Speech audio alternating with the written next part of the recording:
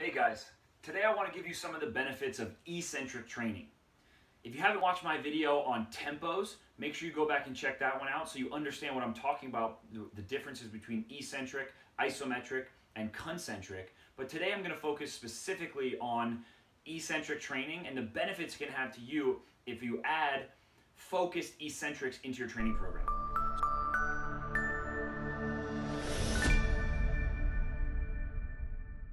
And when we talk about eccentrics, we're talking about the lowering portion of the movement. So typically when we have the muscles exerting force while being stretched. So this would be as we go down in a bench press, as we go down in a squat, typically going to be the lowering portion of any movement. Some of the major benefits of eccentric training, number one, is going to be more strength. So we are typically stronger in the eccentric portion of the lift than we are in the concentric portion of the lift. It can range, but depending person to person, but the number I usually see is about 15% stronger. So what that means is I can train with a heavier load during the eccentric portion. So if I can only bench press 300 pounds on the way up, I can use eccentric overload to stimulate new growth and to stimulate new strength adaptation. So I can use 320 pounds where I can then control it on the way down and then either unrack it, or I have a partner who helps me push it back up. So we're stimulating extra strength gains and we're finding an area where we have a potential for improvement. If you've never done this type of training before, you will see very significant strength improvements rapidly because it's a new stimulus that you haven't really focused on.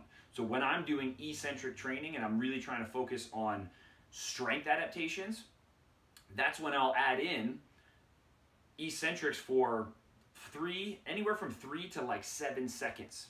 So usually if it's a lower level athlete, they're still a beginner, we might do 3-second controlled eccentrics.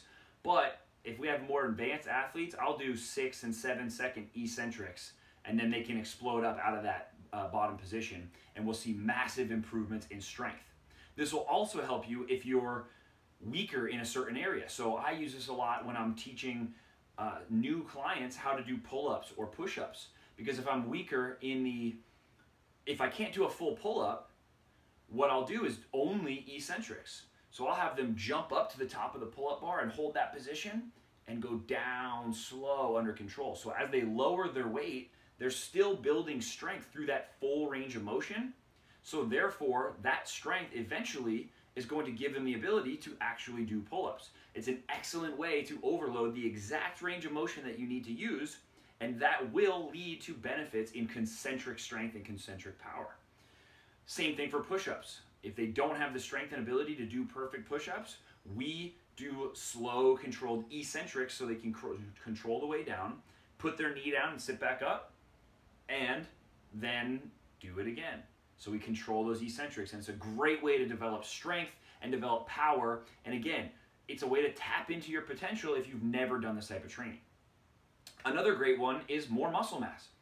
Eccentric training typically leads to greater stress on the tissue, and that greater stress can lead to greater growth, as well as being able to use more load. So I'll use a lot of eccentric overload movements if I'm working with an athlete in a hypertrophy training program where the goal is just to build muscle.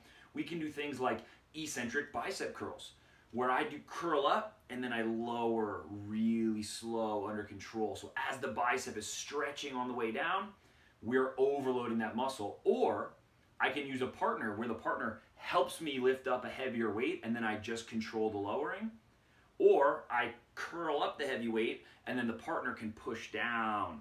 So it's overloading the eccentric. So we're not only using a weight that's challenging me to my threshold on the concentric on the way up, but I'm also challenging myself to the threshold on the way back down. So that new stress is going to stimulate new growth. And when I add a slower eccentric, I build up the time under tension for that muscle. So again, if I'm using the bicep curl, if I bang out 12 reps of a barbell bicep curl, that's probably going to take me anywhere from 12 to 15 seconds depending on how heavy it was. However, if I add a 5-second eccentric to each of those reps and then I do maybe 10 reps, that's at least 50 seconds of time under tension. The more time under tension, the more stress we create in the muscle, and the more tissue damage we create. Therefore, we need to then repair that tissue, and that's how we build more muscle. So eccentric training can lead to significantly more muscle growth. And then the last one is injury prevention. Most injuries that happen in sport and even in daily life are from the lowering portion of a movement. We don't see a ton of injuries in baseball throwers during the throw. It's once they release the ball, the deceleration forces, because they're so powerful, they can accelerate at a very rapid rate, but then they can't control the deceleration phase of the arm swing. Or when an athlete runs and makes a cut, they have to overcome a lot of force. Anywhere from 1.5 to 10 times body weight can go down into that leg during an explosive cut or land from a jump. So if I have to be able to absorb 10 times body weight on one leg like this, I can train that in the weight room through controlled eccentrics. So I can stimulate with an overload, and I can train those muscles to be able to handle the absorption of a lot of force. And that's going to lead to better injury prevention, whether I'm on the field or if I trip and fall and I need to catch myself. When I catch myself, that's an eccentric absorption that has to happen. So when I go to fall down the stairs and I stop on one leg and all those forces go down, if I'm stronger, especially in the eccentric phase of that movement on that single leg, then that's going to lead to me being less likely to be injured from that fall than somebody else. So those are my top 3 benefits of eccentric training. Now, one thing you need to pay attention to is because this creates significantly more tissue damage, you will be sore if you've never done this type of training before. That's why when we do things like RDLs and lunges, those create an eccentric stress and a stretching under load, and that's why we get sore for so long when we do those type of movements. So keep that in mind. Don't just jump into the gym if you've never done this before and do 7-second eccentrics on every movement, because you will be sore for a month and that might lead to injury. So piece these things in slowly, but work on those eccentrics so that you can get more strength and power to your movements, build more muscle, and help to prevent injuries a lot more effectively.